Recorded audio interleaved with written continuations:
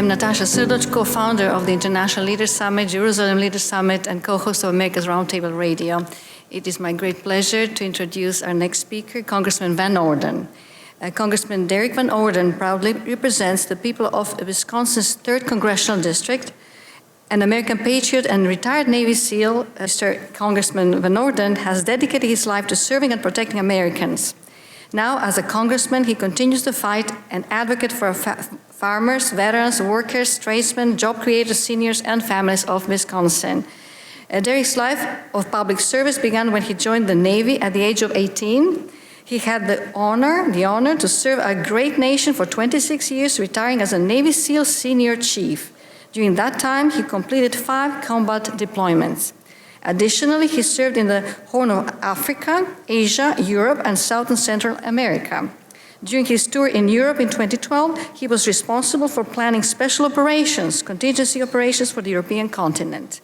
He's a strong supporter of strengthening America's ties with Israel on the economic and security fronts. Right after October 7, 2023, Congressman Van Orden traveled to Israel, visiting medical facilities, meeting with citizens and both government and military officials.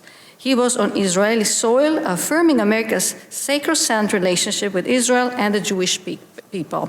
Thank you so much. Please join me in welcoming Congressman. Thank you so much.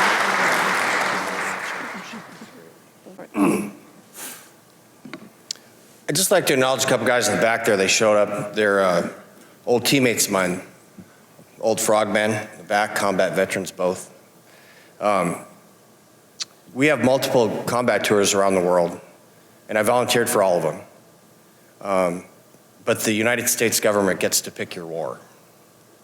So in 2014, when I retired from the SEAL teams, I made a solemn promise to the Jewish people that if anything like October 7th ever were to happen, that I would do my best to aid Israel.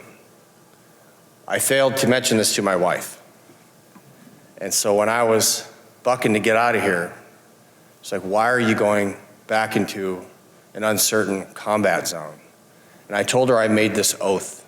And then my wife asked me why I was still here. That is a SEAL team wife. The things that I was exposed to in Israel put me on my heels. They were horrific, indescribable, vicious, and evil. I went to kibbutzim, spoke to these people, stood with a man, both of his parents were Holocaust survivors who were slaughtered in their home. I went to the Nova Music Festival where over 200 children, and I called them children because our youngest child is 25, were killed brutally. And I looked around the detritus that was there, and I saw these festival cups. And I asked the Israeli minister who I was with if I could take them home as a physical reminder that these were children, and that they weren't a slogan or a saying or a chant. And this is one of those cups. So that cup bore witness to the 21st century Holocaust that took place on October 7th. And I will never forget it.